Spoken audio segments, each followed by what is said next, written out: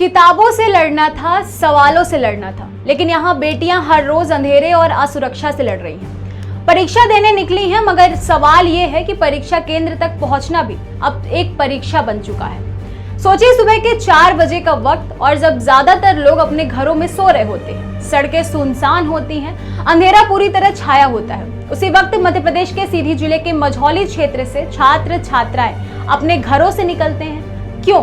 क्योंकि उनकी परीक्षा केंद्र उनके अपने इलाके में नहीं बल्कि करीब 60 किलोमीटर दूर सीधी में है और परीक्षा का समय सुबह 7 बजे है। यानी परीक्षा शुरू होने से लगभग 3 घंटे पहले ही सफर शुरू करना पड़ता है।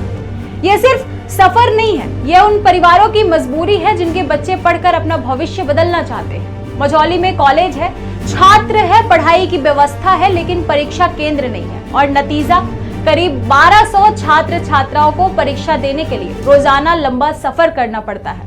मिली जानकारी के अनुसार बड़ी संख्या में छात्र आदिवासी क्षेत्र से आते हैं और उनके लिए यह दूरी और भी परेशानी की वजह बन जाती है। अब जरा उस दृश्य की कल्पना कीजिए, हाथ में एडमिट कार्ड, कंधे पर बैग, मन में परीक्षा का तनाव और सामने सुबह का अंधेरा और सुनसान सड़क। एक तरफ पेपर छूट जाने का डर, दूसरी तरफ रास्ते में किसी अनहोनी का डर, और अगर बस देर से आई तो परीक्षा छूटने का डर अलग। आखिर इतनी बड़ी कीमत क्यों?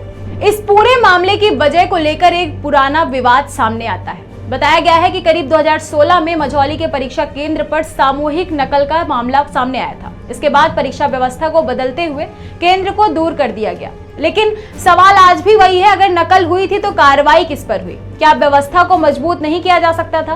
क्या परीक्षा केंद्र के कर्मचारियों और निगरानी व्यवस्था को बदला नहीं जा सकता था? क्यों उसकी कीमत आज भी हजारों छात्रों को चुकानी पड़ रही है? और यहाँ एक और आंकड़ा इस कहानी को और गंभीर बना देता है।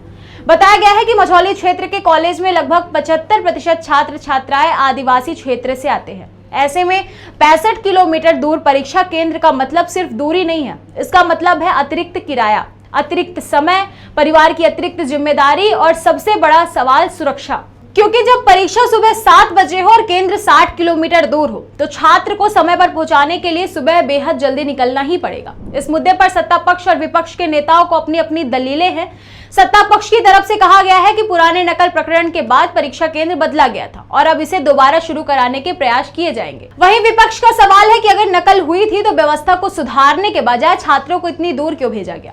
यानी राजनीति के दोनों पक्षों के पास अपनी अपनी दलीलें हैं, लेकिन इन दोनों दलीलों के बीच सबसे महत्वपूर्ण आवाज किसकी है? उन छात्रों की जो हर सुबह 4 बजे उठते हैं। एक तरफ बेटियों को पढ़ाने के नारे हैं और दूसरी तरफ उन्हीं बेटियों को परीक्षा देने के लिए सुबह 4 बजे अंधेरे में निकलना पड़ रहा है। अगर मझौली में कॉलेज है, छात्र है और संसाधन है, तो फिर परीक्षा केंद्र क्यों नहीं?